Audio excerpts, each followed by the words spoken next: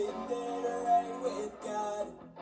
Because of our faith now we have peace with Him because of our Lord Jesus Christ.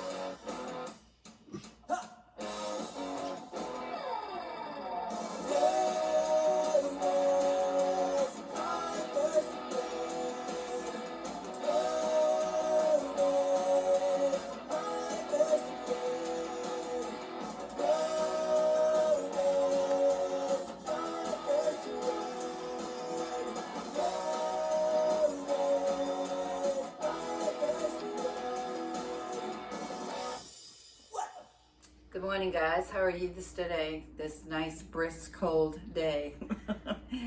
We're inside, of course, as we were last week. So we're ready to do our lesson. And our lesson this week is on the Battle of Jericho. And some of you, I'm sure, know this story. It's a cool story. I've enjoyed teaching it over the years. And I'm excited to share this with you. Our word is hidden. Not real great, but up here on your picture where the sword is, I think you guys will find that really fast. It says Joshua, and Joshua's the leader of the Israelites after Moses, and I'm going to explain that in a little bit. And he took over. So Joshua is a leader and this is Joshua right here in their pictures, okay? And now we're going to find out what that is right there, okay? So be listening. It's a cool story, and we're going to tell it. Let me put that on silent. Sorry, guys, I forgot to do that. Oh, that's my son. Okay, hold on. All right, here we go. Sorry about that. Okay. The story of the Battle of Jericho. I have some cool pictures. I'm going to show it to you first before I read. This is a picture they gave us of Moses, and this is Joshua in the pictures there. Joshua doesn't look too old, but he is an important person in this. I want you to listen to this. This is an old book of Matthew's that I found, and it tells the story a little better than what they wrote there. Not saying they didn't do a good job, but just that I prefer to read this because this is how I tell the story. Okay, so we've been through the desert for a long, long time, and it has come up to 40 years. Do you imagine that? That all these stories that we've been telling you has lasted 40 years that Moses was leading his people through to the promised land. And they've had a lot of obstacles along the way, but this is where it starts today to tell us how they got to the promised land. So we know that the Lord gave Moses lots of strength and wisdom through this, and the people gave him a hard time sometimes, and they didn't want to listen, and they went out across the desert and Egypt and to the river of Jordan, and just beside the promised land. And Moses now, he was an old man. He'd been working for 40 years doing this, and he was old when he started. So God had spoke to him today in this story, and he says, "This is the land which I swore to Abraham, and I swore to Isaac and Jacob, and I promised to all their descendants. And I have let you look upon this land. But unfortunately, you'll not be able to go in." Because Moses was getting really old, and very soon after that conversation with God, Moses died. And Joshua and all the people were very sad. They'd been with him for 40 years going through all this. And they wept for many, many days. And Joshua had been like a son to Moses, and he loved Moses. And now he was made the leader. And God said to Joshua, "Now it is up to you to cross this Jordan, the river Jordan, and let my people get into the land that I have promised them. And as it was with Moses, it'll be with you. You need to not fail. I will not fail you, and I will not forsake you. Be strong, be brave, and no man will be able to stand before you. So Joshua, lead my people in." And I know we've been talking, and our pictures in here don't show a lot of things, but I don't know, they're like little ants here, but right on the bottom of this, you can see all those people just marching. And it was a line for a long ways of all these people that had been following Moses. And now Joshua was going to take them in. So he led his people across that river and marched up to Jericho. But when they got there, they stopped. They couldn't go any further. Jericho was a fort. It was the biggest fort city they'd ever seen. Walls, and my pictures here show you, made out of stone and rock and just as high as anything, not easy to get into. And the soldiers were inside, loads of soldiers, lots of them. And Joshua and his people could not go any further until the city was captured. They had to get rid of the people inside in order to go on to their journey. But there seemed no way to do it. Jericho was too strong, and its gates were barred, and no one went out and no one went in. But God said to Joshua, "You shall take Jericho. Her fighting men shall fall into your hands." Well, I'm sure they were very confused, how is that going to happen? Have you seen this wall, God? It's too hard. It's too big. I don't know. And God told Joshua what to do. So Jericho would fall. Now, remember we talked about the tablets, the 10 Commandments, the law what God gave Moses. And I hope you've been learning those this week and putting them in order and trying to memorize them and also to follow them, okay? But Mount Sinai, where he gave him the law and put it on the tablets of stone, well, they put it in an ark. It was called the, I'll tell you later. It was called, I can't find it here, the Ark of the Covenant, that's it. The Ark of the Covenant. And it was of wood, and it was a pretty cool looking thing. And this is what they were carrying.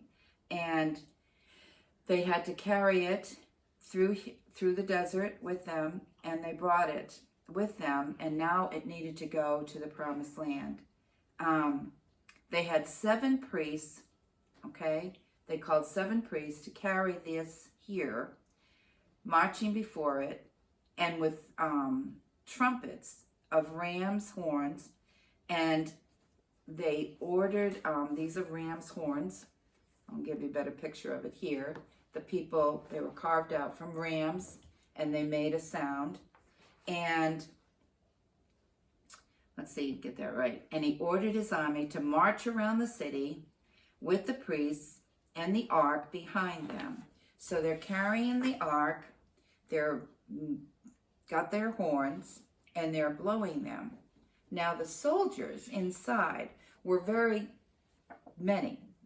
The ground underneath them started shaking because remember I showed you all those people marching along. There are a lot of people. And when you march, what do? You use your legs up and down and make lots of noise, even on the ground. Well, you get thousands of men doing that, it'll make a lot of noise. So they're blowing their horns and they're carrying the things, but they're just going around Jericho, big city, for one time.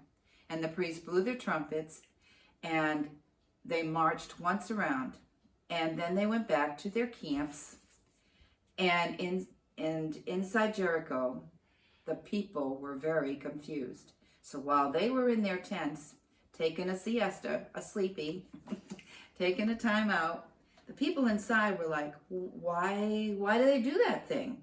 Why didn't they break down the walls? And then somebody says, well, maybe they can't, they were just trying to frighten us into giving up. Never. We'll never give up. True. That is so true. We will not let them in. Well, guess what? Joshua did not give up either, for the Lord had told him what to do. And every day for 5 days, okay, think of that, 5 days, the army, the priests, marched once around the walls of Jericho. The trumpets sounded. They carried their ark with them, and they made lots of noise, lots and lots of noise, okay, under their feet. But that was all, nothing else. Jericho stood firm. But on the 7th day, God said, he commanded to Joshua, the army and the priests are to march around the city, not just one time, but 7 times. That's a lot to go around that place. That's a big place. And when they did that, march around with the trumpets blaring and making lots of noise, they also were to say these things.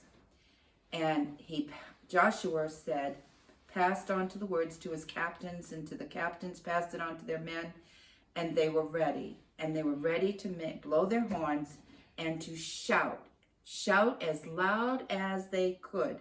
And guess what they were going to say? For God and Israel. So here they go. They're marching around 1, 2, 3, 4, 5, 6 times. And on the 7th time, when they got around, they blew those horns louder than they ever did.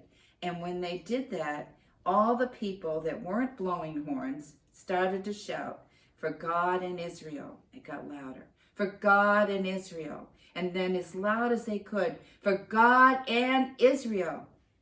And shout they did. And guess what? Guess what? The walls came tumbling down. And Jericho was taken. Here is their picture. The walls just crumbled from all that noise. And God's word was true. And the walls were no longer. And the way into the promised land was open now for the people of Israel. And they went in, captured the people, and now we're going to stay there and do what God wanted them to do. Sometimes I think, God's kind of a funny person too, because he doesn't do things simple. He's like, let's blow some horns and stomp our feet and we'll get some results. Could they have done it another way? I don't know. But that was pretty cool. I always thought that story was really cool because who doesn't like to make lots of noise? I bet you guys like to make lots of noise sometimes. And your parents are going, okay, that's enough, stop. But this was really cool, the way God did this. They shouted, they marched, they obeyed God for once without arguing. Well, I'm sure probably somebody argued in that group because it wouldn't be the same if they didn't. But they went around and they did this. And oh, what a blessing it was for them to do that. And to see the results that God said, and he promised it would fall, and it did. And yeah, it's sad Moses didn't get to see that, and I'm sure he knew that God was in control, but he let his friend, his sunlight guy Joshua, go in and do this, and I think that was wonderful. For God and Israel, they captured this wonderful city, and God brought it down to its nothing was standing, and they could just walk right over the rumble and go in. I think it's an awesome story. Read further on it if with your parents they can read stories. It's nice to have stories like this. I know some of you have Bibles that have great pictures and stories in it like that. Read them with your parents. These are wonderful stories to capture in your heart. And when you get old like me, it'll come alive again when you start reading it and think, yep, God never failed us. And he is there to help us. So just keep trusting God. Keep working on your papers. Keep listening to your teachers and your Sunday school teachers. And keep following Jesus. And you won't fail no matter what. Okay? Hang in there, guys. All right. Let's have a prayer, okay? Dear Jesus, this simple story of you showing us how to trust you and that you'll work things out. Just shouting, marching can bring a wall down with your power and strength. And we thank you for us believing in that you can take care of the problems like that. All we need to do is trust. Please help these boys and girls to grow into boys and girls that love you every single day and that they trust you. Yeah, there might be problems along the way, but if they just lean on you, they will follow you and grow to be wonderful teenagers, young men and women that love you and follow you always. Thank you for them. Thank you for this week. Thank you for anything that you do for us every day. We just are so thankful. We praise you now and we give you these thanks. In thy name we ask it. Amen. Love you guys.